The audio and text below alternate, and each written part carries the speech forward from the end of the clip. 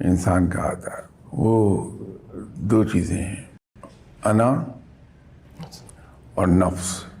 نفس ان میں سب سے زیادہ مکار چیز ہے کہ یہ 100 رنگ دھار کے انسان کو پٹری سے اتارتا ہے، اور اس راہ میں جہاں سے بھٹکتا ہے صحیح معنوں میں انسان، یہ تو وہ دو چیزیں ہیں جو بھٹکا دیتی ہیں انسان کو۔